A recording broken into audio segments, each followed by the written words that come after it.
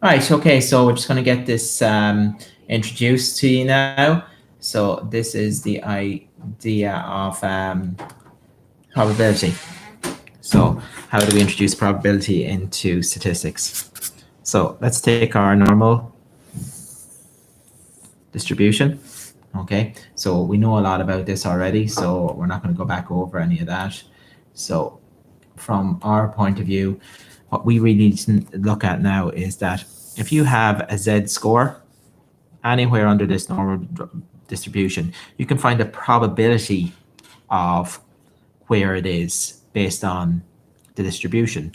So if you imagine the area under the entire distribution equates to a probability of 1. In other words, a complete certainty that you'll find a z-score. If you generate a z-score, the probability of finding it under this curve is 1. It has to be there because this is a curve that's made from z-scores. So the idea here is that we can work out probabilities just based on that kind of premise. So I'll give you a couple of examples. For example, let's say I generated z-score of, 1.6. So somewhere here, 1.6, okay? And then I want to look at the probability that the z-score is less than or equal to 1.6. So what I do is I go to my log tables, which I told you should all have. And on page, I think it's 36, 37, page 36, 37 of your log tables, you get a frequency distribution. Okay.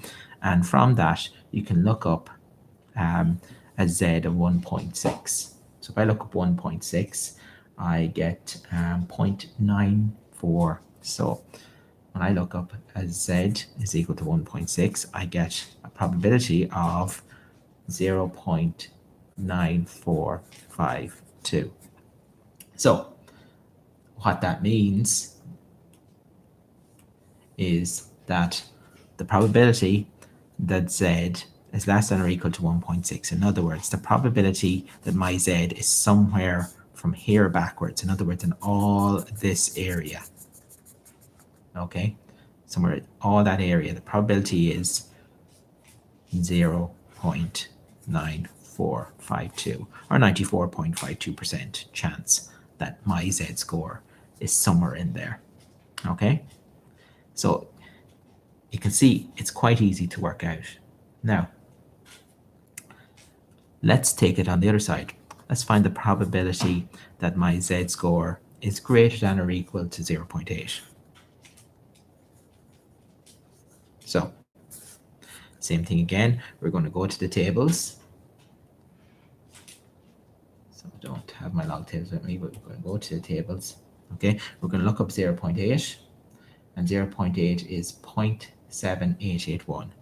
So when you get 0.7881.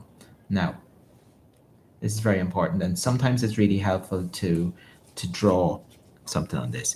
So what we're really looking for is, let's say 0.8. I'm trying to, there's the middle. So 0.8 is around here. So we don't want this area here. No, we want this area down in here. Okay, so if you think of the logic of it, you could try and work out that area, or you could take the entire area, which is 1 probability, minus the probability of this bit to give you what's left. So it's 1 minus the probability that the Z is less than or equal to 0.8. Okay, so that's what you're actually getting. To find this bit, what you're really taking is the whole bit minus this bit here. Okay, so that's going to be 1 minus 0.7881, which is going to be, I'll get my calculator out for this one, 1 minus 0.7881, which is 0.2119. So the probability that it's greater than that is actually equal to 1 minus the probability that it's less than that, which is actually 0.2119.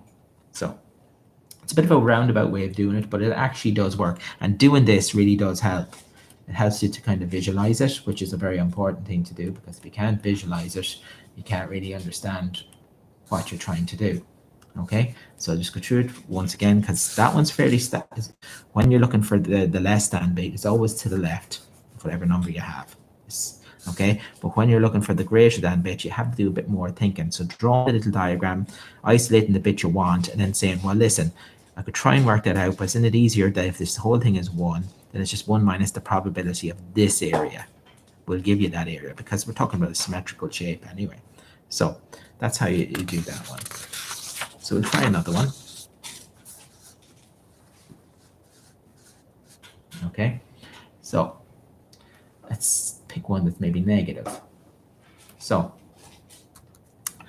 the probability that the z-score is less than or equal to minus 1.2. Okay, so let's have a look at that one. So let's draw a little shape. So minus 1.2 is somewhere down here. Okay, so we're looking for somewhere in here, this area here. Okay, so if you think about it, isn't this area here symmetrically the same as this area here? And we already know the trick to get that one. Isn't it just 1 minus the probability? So this area here, which is negative, is actually 1 minus the probability that Z is less than or equal to 1.2. So this area here is this area here, really. And to find this area here, we know the trick. It's just 1 minus to the left of it. So that's how you find these weird little negative ones. So again, I'm going to look up 1.2 on my log tables. Okay, so on my log tables, 1.2 is 0.8849, 0.8849. So now it's 1 minus that. Let's get my calculator out. 1 minus 0.8849 is 0.1151. So it's actually equal to 0.1151. Okay, so hope that helps you on that one.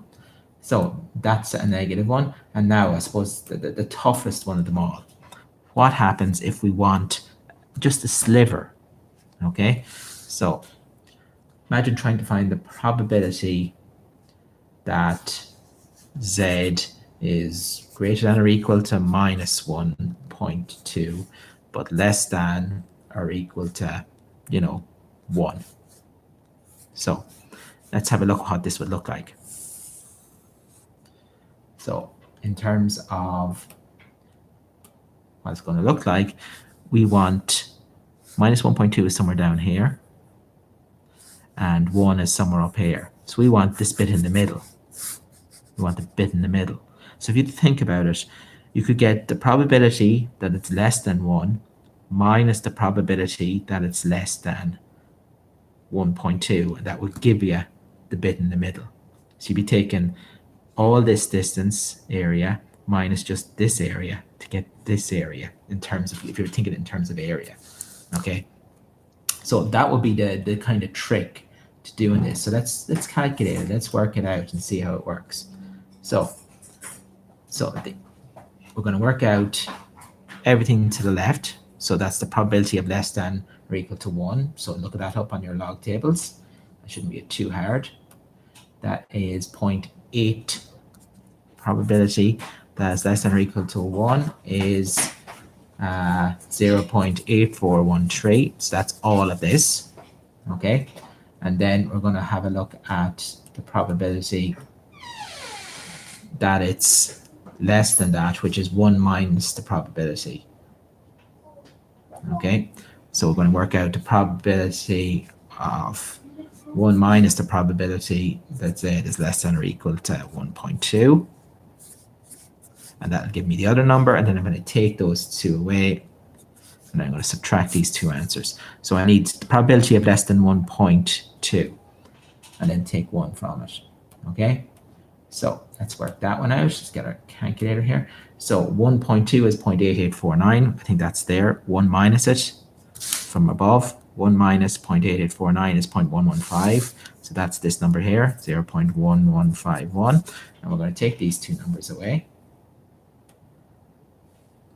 Minus 0.8413. And it's 0.7262. That's the probability of finding something in there.